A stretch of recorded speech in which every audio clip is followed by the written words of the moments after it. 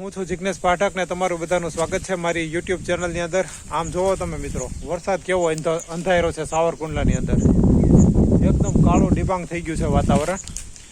ને અહીંયા છે કે ખેતરની અંદર આપણે એવાથી વાડી પણ છે, કૂવો પણ છે, બધી વ્યવસ્થા છે. જો આ કૂવો છે, અહીંયા મોબાઈલ આપણો પડે ને એનું ધ્યાન રાખો. ઓ હે,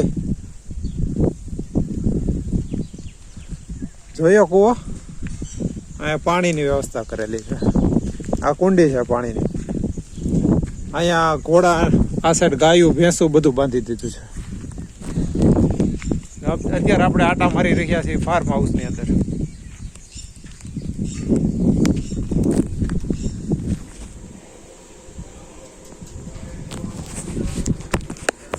તો અત્યારે પહોંચી ગયા છે સાસરિયા પક્ષની અંદર. એની બાજુમાં એનું અહીંયા ઘર છે, અહીંયા છે ફાર્મ હાઉસ.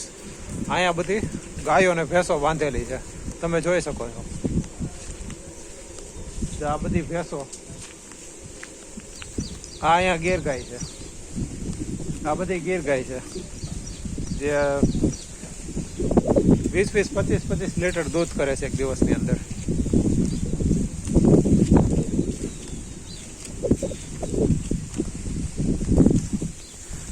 તો કેટલી બધી ગાયો ને ભેંસો એક સાથે બાંધી દીધી છે.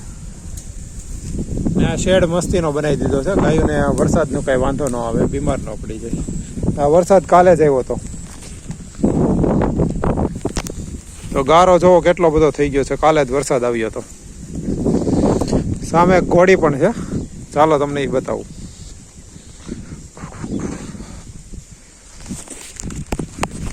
આપણે મિત્રો ફાર્મ હાઉસ નથી, પણ આ એવી જગ્યા છે તો એવું જ લાગે, ગમે ત્યારે આવીએ ને ત્યારે ફાર્મ હાઉસમાં જ આવ્યા હોય ને તેવું લાગે. ઘરની બાજુમાં જ સામે ઘર, અહીંયા ફાર્મ હાઉસ તમે જોઈ શકો છો. જા ઘોડી છે,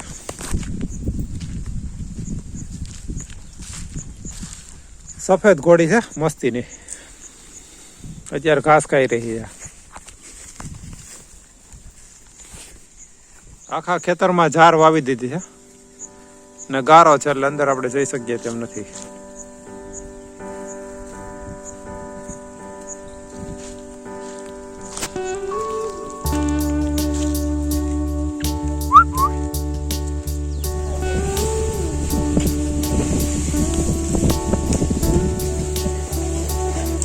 હા,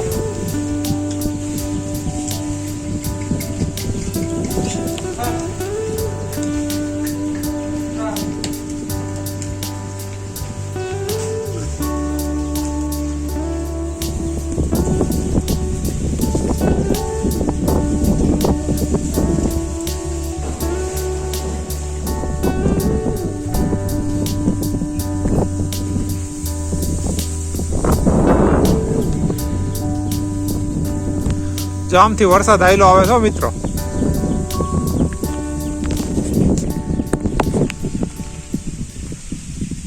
થોડી વાર પહેલા એક પવનની ફણકી પણ નહોતી આવતી. અત્યારે જો પવન કેવો મસ્તીનો આવી રહ્યો છે.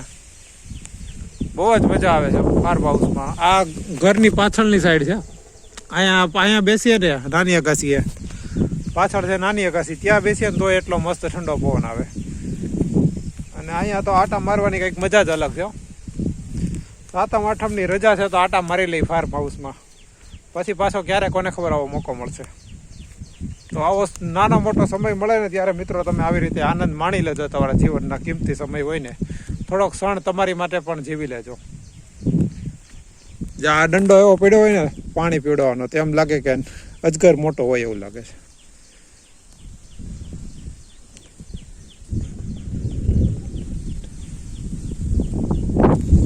જો આ બાજુ વરસાદનો અવાજ તમને સંભળાય છે, કેવો વરસાદ ગાજી રહ્યો છે.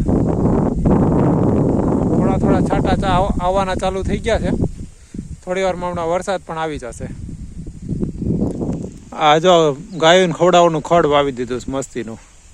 મોટું ખડ થઈ ગયું છે, મારી હાથ જેટલું. થોડો ગારો છે, હાલું છે પણ નહીં વાંધો આવે. ચંપલ પણ આપણે એવા પહેર્યા છે. જો હું કેપરી પહેરીને મિત્રો આટા મારું. જા વાગ્યું હતું મને કાલે, એટલા માટે કેપરી પહેરીને આટા મારી રહ્યો છું ફાર્મ હાઉસમાં.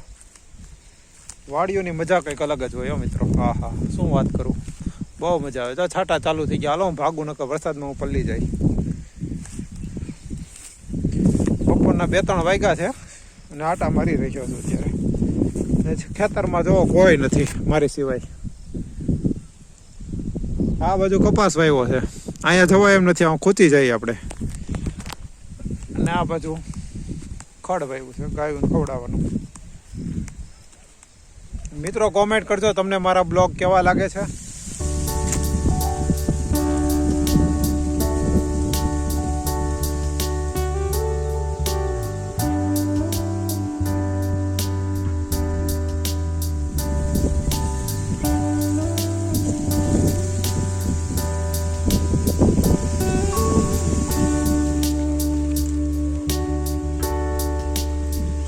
તમને મિત્રો મારા વિડીયો કેવા લાગે છે કોમેન્ટ કરીને જણાવજો. નવા હોય તો ચેનલને સબસ્ક્રાઈબ કરી દેજો, વિડીયો લાઇક કરી દેજો, તમારા મિત્રો સાથે શેર કરવાનું ભૂલતા નહીં. આવા જ નવા વિડીયો તમને મારી ચેનલ ઉપર જોવા મળતા રહેશે.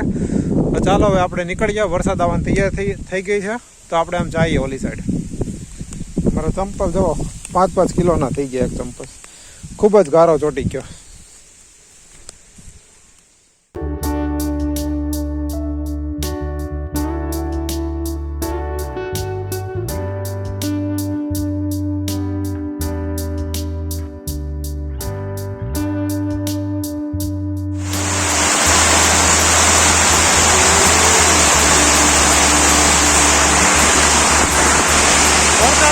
ધમાકેદાર એન્ટ્રી થઈ ગઈ સાવરકુંડલા ગામની અંદર.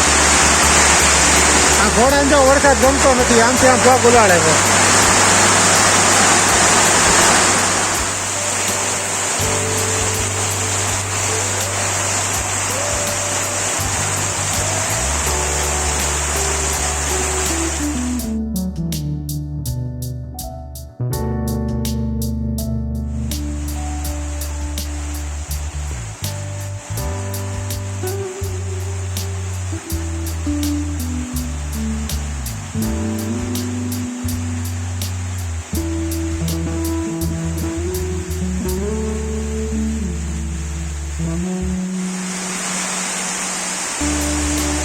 નાની ભેંસ છે અહીં બેસી ગઈ છે.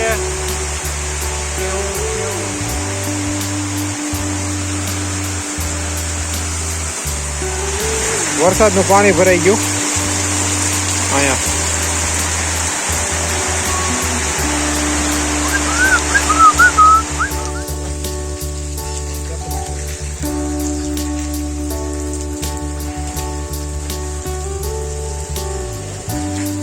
આજે મિત્રો આવી ગયા છીએ ફાર્મ હાઉસની મુલાકાત લેવા.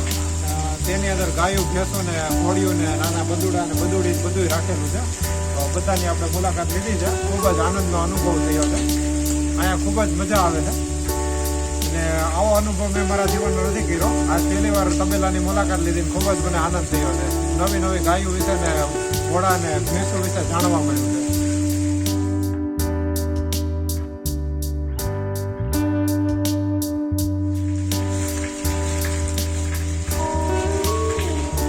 મારા શાળાને પણ વિડીયો ઉતારવાનો બહુ શોખ હો. વરસાદ હવે ધીમો પડ્યો છે, થોડી વારમાં બંધ થાય એટલે આપણે ઘર બાજુ નીકળવાનું છે અમરેલી જવા માટે.